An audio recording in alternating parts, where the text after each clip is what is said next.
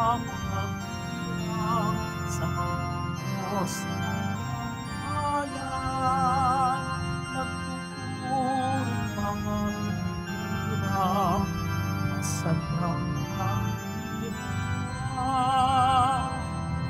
Magalang tayo lahat, si Yesu Kristo'y nabuhay na nain sa kamatayan. Alleluia, Alleluia. Simulan po natin ng pagdiriwang sa ngalan ng Ama at ng Anak at ng Espiritu Santo. Amen. Ang pagpapala ng ating Panginoong Jesucristo, ang pag-ibig ng Diyos Ama at ang pagkikipagkaisa ng Espiritu Santo naway sumainyong lahat. At sumaiyo rin. Mga kapatid, tayo pong lahat ay nagkakatipon bilang isang mag-anak ng Diyos sa pagdiriwang ng banal na Eukaristiya. At upang tayo po ay maging karapat-dapat gumanap sa banal na pagdiriwang na ito, alalahanin po natin ang ating mga pagkukulang at nagawang pagkakasala at buong kababaang loob po tayong humiling ng awa at pagpapatawad mula sa Diyos.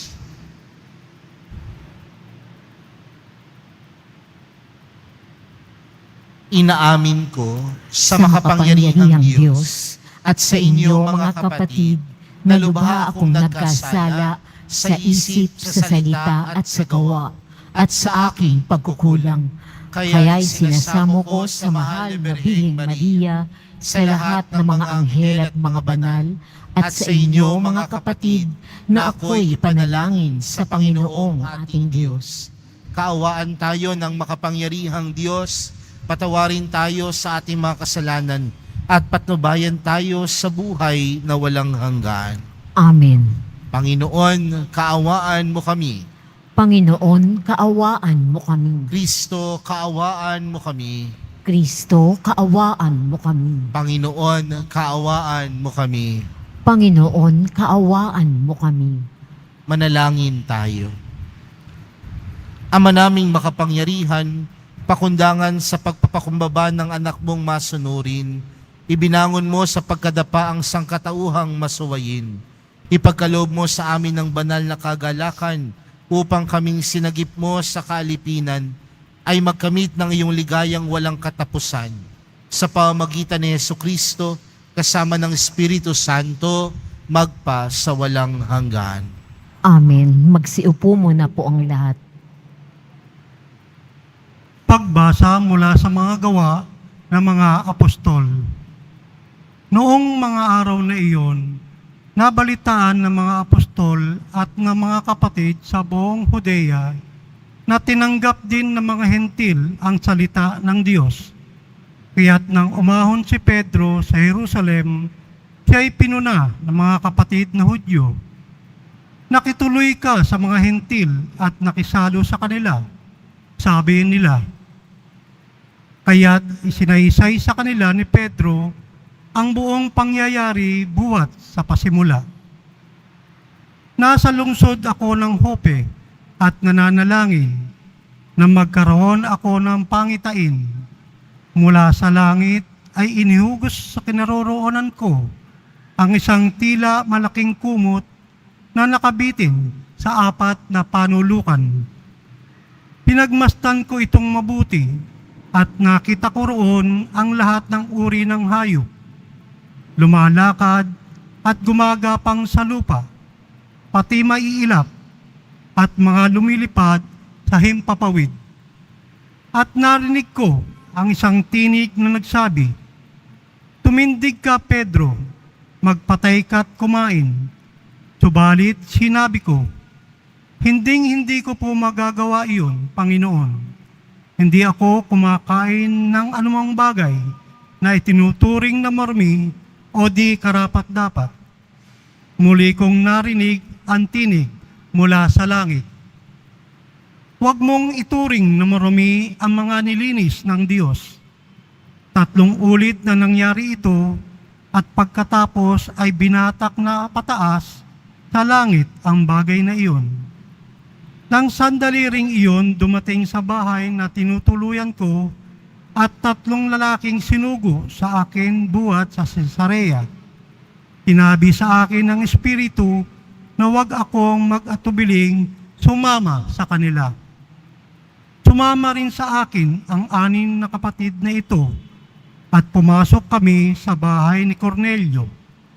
Isinalaysay niya sa amin na nakakita siya ng isang anghel na nakatayo sa loob ng kanyang bahay at sinabi sa kanya, "Magpasugo ka sa Jope at ipasundo mo si Simon na tinatawag ding Pedro. Sasabihin niya sa iyo ang tungkol sa ikaliligtas mo at ng iyong sambahayan." Nagsisimula pa lamang akong magsalita ay bumaba na sa kanila ang Espiritu Santo, gaya ng pagkababa nito sa atin noong una. At naalala ko ang sinabi ng Panginoon, si Juan ay nagbibinyag sa tubig, ngunit bibinyagan kayo sa Espiritu Santo. Kung binigyan sila ng Diyos ng kaloob na tulad na ibinigay ninyo sa atin nang manalig tayo sa Panginoong Hesukristo, sino akong hahadlang sa Diyos? Nang marinig nila ito, tumigil na sila ng pagpuna at sa halip ay nagpuri sa Diyos. Kung gayon, sabi nila, ang mga hentil may binigyan din ng pagkakataong magsisit magbagong buhay upang maligtas. Ang salita ng Diyos. Salamat sa Diyos. Aking kinasasabikan ang Diyos na nabubuhay. Aking kinasasabikan ang Diyos na nabubuhay. Kung paanong yaong batis ang hanap ng isang usa, gayon hinahanap ang Diyos ng uwaw kong kaluluwa. Aking kinasasabikan ang Diyos na nabubuhay. Nananabik ako sa Diyos, Diyos na buhay walang iba. Kailan kaya maaaring sa harap mo ay sumamba? Aking kinasasabikan ang Diyos na nabubuhay. Ang totoo't ang liwanag, buhat sa iyo ay pakamtan. Buhat sa Siyon ay mabalik sa bundok mong dakong banal, sa bundok mong pinagpala at sa templo mong tirahan. Aking kinasasabikan ang Diyos na nabubuhay. Sa dambana mo, O Diyos, ako naman ay dudulog. Yamang, galak at ligaya ang sa aki iyong dulot. Sa saliw ng aking alpay magpupuri akong lubos. Buong lugod na aawit ako sa Diyos na aking Diyos. Aking kinasasabikan ang Diyos na nabubuhay. Magsitayo na po ang lahat.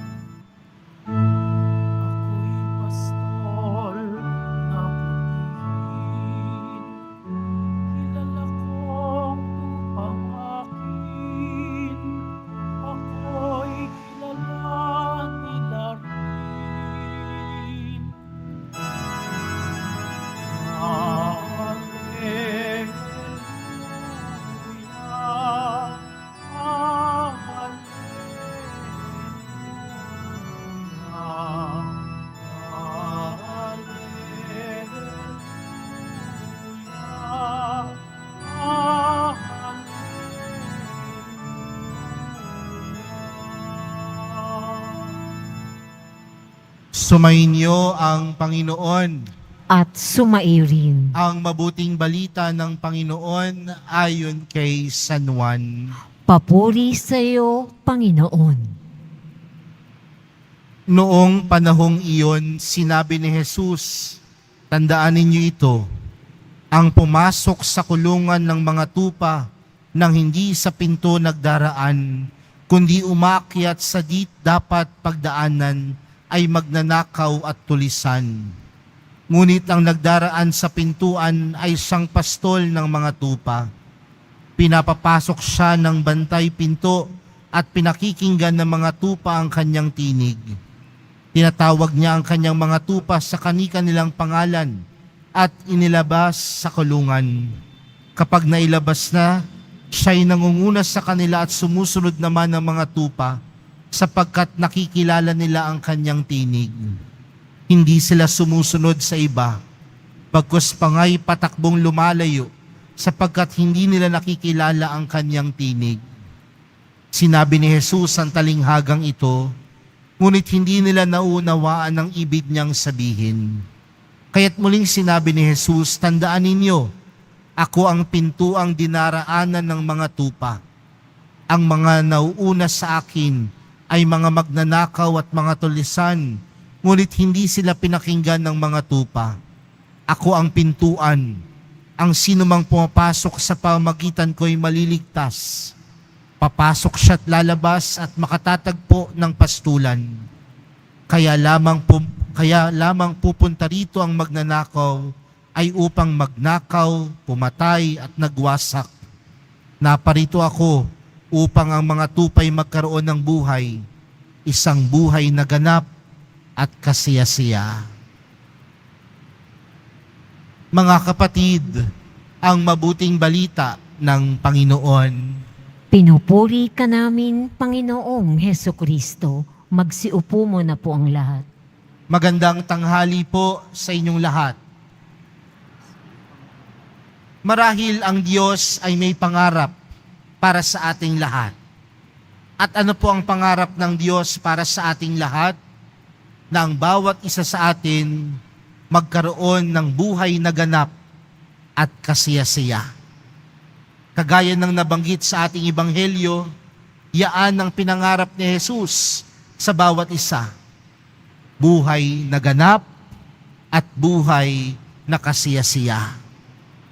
Ngunit kung titingnan natin ang ating mga buhay, mga kapatid, kaganap-ganap ba? Kasiyasiya ba? Kung titingnan natin ang ating buhay dito sa lupa, hindi naman ito perpekto. Maraming paghikahos, maraming pagkukulang, maraming sakit, maraming pagsubok, maraming problema. Pero minsan hindi natin napagtatanto na tayo minsan ang nagiging dahilan ng mga pagsubok na ating hinaharap. Ang mga maling desisyon natin sa ating buhay, minsan ang nagdadala sa atin na humarap sa iba't ibang problema ng buhay. Minsan, ang sariling pagpili natin ang nagdadala sa atin sa ating kapahamakan. Ngunit tandaan natin, mga kapatid, tayong lahat ay tinuturing na tupa. Kung matatandaan po natin ang ating ebanghelyong binasa kahapon, si Jesus ipinakikilala niya yung kanyang sarili bilang isang mabuting pastol. At sa kanyang pagiging mabuting pastol, ano ang ipinaalala sa atin ni Jesus? Na handa siyang mag-alay ng buhay para sa kanyang mga tupa. At sa pag-aalay ng kanyang buhay sa mga tupa, tinuturing niya itong pagpapakitan ng kanyang pagmamahal at pagmamalasakit sa kanyang mga tupa. At sa pagmamahal at pagmamalasakit ni Jesus bilang mabuting pastol, ayaw niya ang kanyang mga tupa ay mapahamak. Pero bakit minsan napapahamak ang mga tupa? Bakit minsan napapahamak tayong mga sumusunod kay Jesus? Una sa lahat, ayaw natin pakinggan ng tinig ni Jesus. Pangalawa, minsan matigas ang ulo natin. Kaya hayaan natin na sa araw na ito, mga kapatid, binibigyan at pinapaalahanan tayo ng Panginoon ang ipinagkakaloob sa atin ng Diyos, buhay na ganap at buhay na kasiyasiya. Kaya ano ang hamon sa atin? Pakinggan natin ang tinig ng mabuting pastol. Pakinggan natin si Jesus. Dahil kapag tayo ay marunong sumunod kay Jesus, makakamit natin ang buhay na ganap at kasaya-saya. Kaya nga sa ating ebanghelyo, hindi lang sinabi ni Jesus na siya ang mabuting pastol. Kasama sa pagpapakilala ng Panginoon, sinasabi na siya ay ang pintuan. At anong klaseng pintuan ang ipinagkakaloob ng Panginoon? Kung titingnan natin mga kapatid sa mundo natin ngayon, napakadaming pintuan ang ipinagkakaloob ng mundo. Pintuan ng kaginhawaan, pintuan ng kayamanan, pintuan ng kasiyahan, pintuan ng tagumpay. Pero kung titingnan natin mga kapatid, ang pintuan na ipinagkakaloob ng mundo, ito ay pintuan na magbibigay sa atin ng panandaliang kasiyahan. Ito ay pintuan na magbibigay sa atin ng panandaliang tagumpay. Ngunit ano ang binagkakaloob ni Jesus bilang pintuan? Pumasok tayo sa pintuan ng Panginoon at dadali niya tayo sa isang buhay na walang hanggan. Walang katapusan ng kasiyahan, walang katapusan ng kaligayahan, walang katapusan ng pag-ibig sa pintuan na ipinagkakaloob ni Jesus. At ang mga taong pumapasok sa pintuan ng Panginoon ay ang mga taong pumipili at nakikinig sa Kanya. At sa pintuan na yon, makakamit natin ang buhay na ganap at kasaya-saya. Kaya mga kapatid, sa araw na ito, pakinggan natin ang tinig ng Panginoon. Tinig na may pagmamahal, tinig na may pagmamalasakit, at hayaan natin na dalhin tayo nito sa pintuan na ipinagkakaloob ni Jesus. Pintuan patungo sa buhay na walang hanggan. Pintuan na ang magdadala sa atin ng mahal na pong Jesus Nazareno na magbibigay sa atin ng buhay na ganap at kasaya-saya. Amen.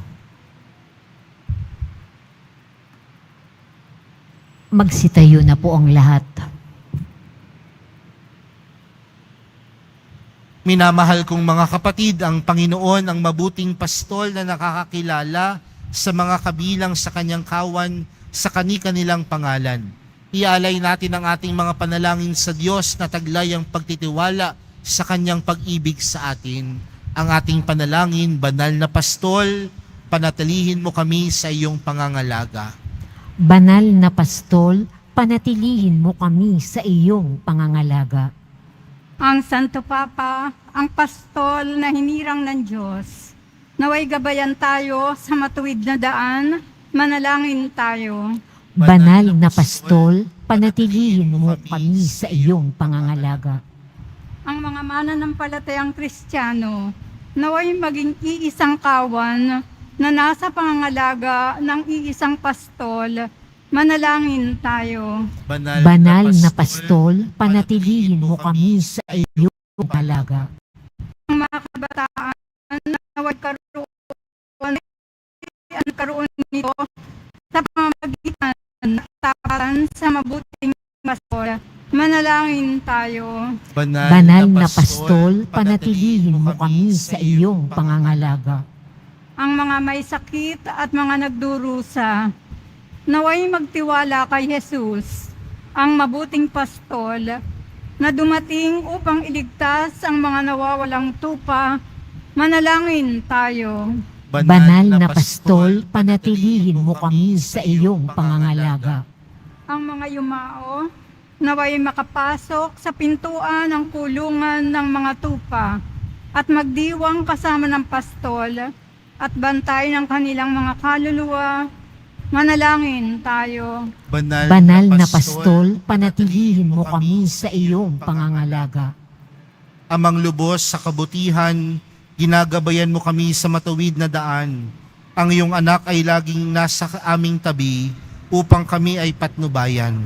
Bigyan mo kami ng kapanatagan sa pagtugon mo sa aming mga panalangin sa pamamagitan ni Kristo na aming Panginoon. Amen. Magsiupo muna po ang lahat.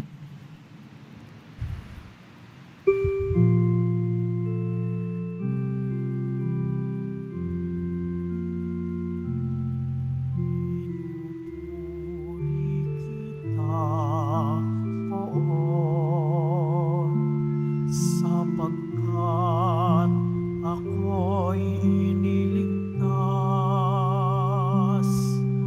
mga kaaway di makuhang matuwa mula sa libingan.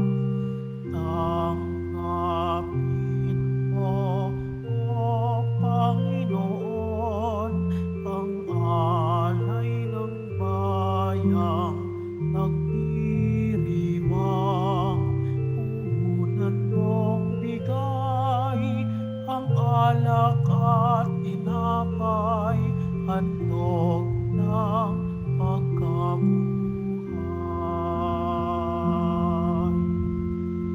Magsitayo na po ang lahat. Manalangin kayo mga kapatid upang ang paghahain natin ay kalugdan ng Diyos amang makapangyarihan.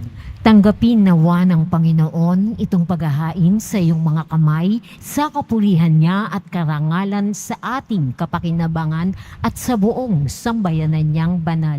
Ama naming lumikha, tanggapin mo ang mga alay ng iyong sambayanang natutuwa, ang pagkabuhay ng iyong anak na niloob mong aming ikatuwa ngayon ay pagbubungahin mo ng galak na manatili sa amin habang panahon. Sa pamamagitan niya, kasama ng Espiritu Santo, magpa sa walang hanggan. Amen. Sumayin niyo ang Panginoon. At sumaiyo rin. Itaas sa Diyos ang inyong puso at diwa. Itinaas na namin sa Panginoon. Pasalamatan natin ang Panginoong ating Diyos. Marapat na siya ay pasalamatan. Ama naming makapangyarihan, tunay ngang marapat na ikaw ay aming pasalamatan. Ngayong ipinagdiriwang ang paghahain ng Mesiyas, ang maamong tupa na tumubos sa aming lahat. Siya'y talagang maasahan at ang katapatan niya sa pananagutan ay siyang bumago sa dating pamumuhay sa sangkatauhang namihasa sa pagkasalawahan. Ang dangal ng tao ay ganap na itinatampok upang mamana namin sa pakikipagkapatid kay Jesus. Kaya kaisa ng mga anghel na nagsisiawit ng papuri sa iyo, nang walang humpay sa kalangitan, kami nagbubunyi sa iyong kadakilaan. Santo, Santo, Panginoong Diyos ng mga hukbo, napupuno ang langit at lupa ng kadakilaan mo o sana sa kaitaasan. Pinagpala ang naparirito sa ngalan ng Panginoon o sana sa kaitaasan. Magsiluhod po ang lahat. Ama naming banal, ikaw ang bukal ng tanang kabanalan, kaya't sa pamagitan ng iyong Espiritu, gawin mong banal ang kaloob na ito upang para sa aming maging katawan at dugo ng aming Panginoong Hesukristo. Bago niya pinagtiis ang kusang loob na maging handog, hinawakan niya ang tinapay, pinasalamatan kaniya, pinaghati-hati niya iyon, iniabot sa kanyang mga alagad at sinabi, "Tanggapin ninyong lahat ito at kanin. Ito ang aking katawan na ihahandog para sa inyo."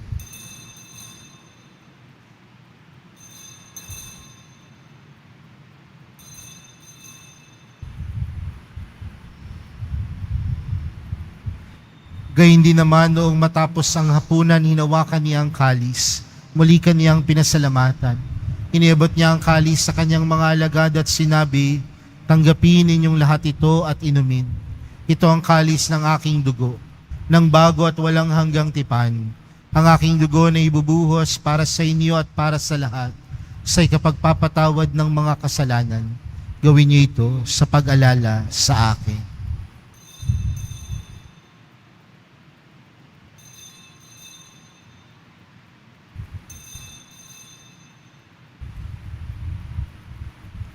Magsitayo na po ang lahat. Ipagbunyi natin ang misteryo ng pananampalataya. Si Kristo'y namatay, si Kristo'y nabuhay, si Kristo'y babalik sa wakas ng panahon. Ama, ginagawa namin ngayon ang pag-alala sa pagkamatay at muling pagkabuhay ng iyong anak. Kaya't inaalay namin sa iyong tinapay na nagbibigay buhay at ang kalis na nagkakaloob ng kaligtasan. Kami nagpapasalamat dahil kami iyong minarapat na tumayo sa harap mo para maglingkod sa iyo. Isinasamo namin kaming magsasalo-salo sa katawan at dugo ni Kristo ay mabuklod sa pagkakaisa sa pamamagitan ng Espiritu Santo. Ama, lingapin mo ang iyong simbahang laganap sa buong daigdig. Puspusin mo kami sa pag-ibig. Kay San Francisco na aming Papa at ni Jose na aming Obispo at ng Tanang Kaparian. Alalahanin mo rin ang mga kapatid naming nahimlay nang may pag-asang sila'y muling mabubuhay, gayon din ang lahat ng mga pumanaw. Kaawaan mo sila at patuloyin sa iyong kaliwanagan. Kaawaan mo at pagindapatin kaming lahat na makasalo sa iyong buhay na walang wakas.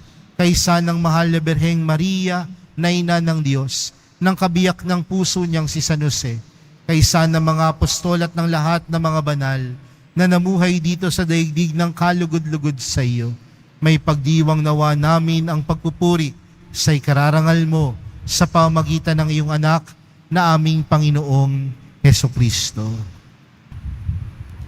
Sa pamamagitan ni Kristo, kasama niya at sa Kanya, ang lahat ng parangal at papuri ay sa iyo, Diyos amang makapangyarihan, kasama ng Espiritu Santo, magpa sa walang hanggan. Amen. Lumapit po tayo sa Ama natin sa langit, sa panalangin itinuro sa atin ni Jesus. Ama namin, sumasalangit ka, sambahin ang ngalan mo, mapasa amin ang kaharian mo, sundin ang loob mo dito sa lupa para nang sa langit. Bigyan mo kami ngayon ng aming kakanin sa araw-araw at patawarin mo kami sa aming mga sala para nang pagpapatawad namin sa nagkakasala sa amin. At huwag mo kaming ipahintulot sa tukso at iadya mo kami sa lahat ng masama. Hinihiling po namin kami adya sa lahat ng masama, pagkalooban ng kapayapaan araw-araw, iligtas sa kasalanan at ilayo sa lahat ng kapahamakan. Samantalang aming pinananabikan ang dakilang araw ng pagkapahayag ng tagapagligtas naming si Jesucristo.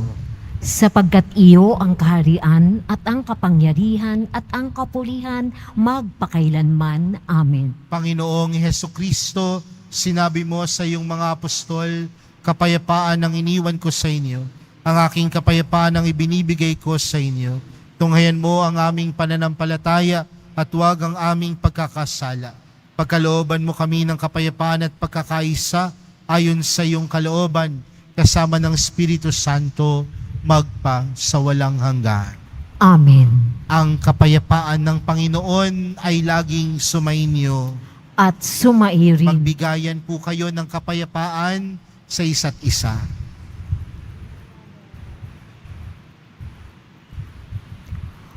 Kordero ng Diyos na nag-aalis ng mga kasalanan ng sanlibutan, maawa ka sa amin.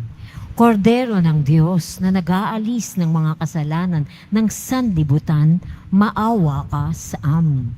Kordero ng Diyos na nag-aalis ng mga kasalanan ng sanlibutan, ipagkaloob mo sa amin ang kapayapaan. Magsilhod po ang lahat. Narito po si Jesus, ang Kordero ng Diyos. Siyang nag-aalis ng kasalanan ng sanlibutan. Mapalad ang mga inaanyayahan sa kanyang piging. Panginoon, hindi ako karapat-dapat na magpatuloy sa iyo, ngunit sa isang salita mo lamang ay gagaling na ako.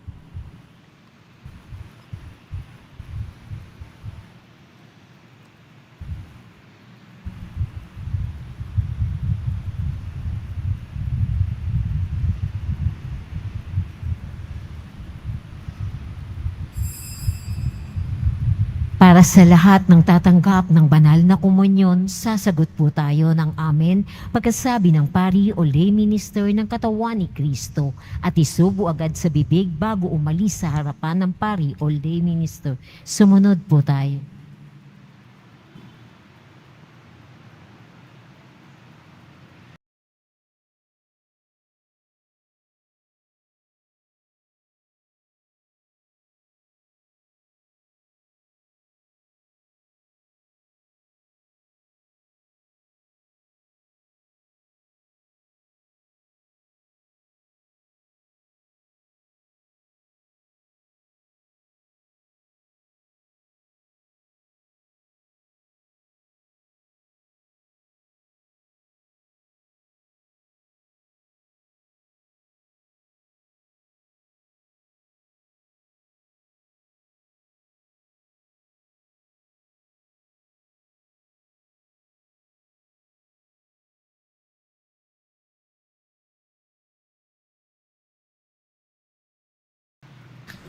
Manalangin tayo. Ama naming mapagmahal, tunghayan mo at lingapin ang iyong sambayanan na minarapat mong makinabang sa piging ng pangmagpakailanman. Ipagkaloob mong kami maluwalhating makarating sa pagkabuhay na magtatampok sa amin sa iyong piling. Sa pamamagitan ni Jesucristo, kasama ng Espiritu Santo, magpa sa walang hanggan. Amen. Sumayin niyo ang Panginoon. At sumaiyo rin.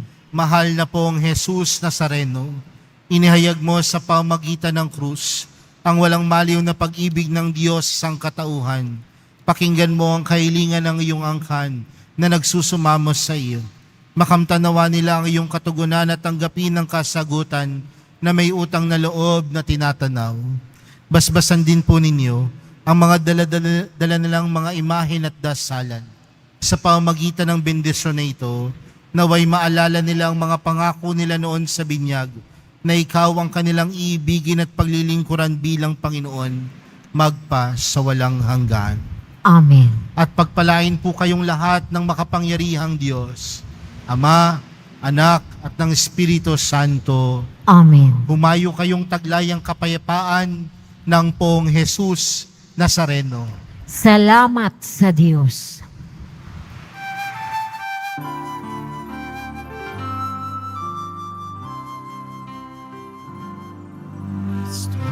Padre Jesus Nazareno, sinasamba ka namin.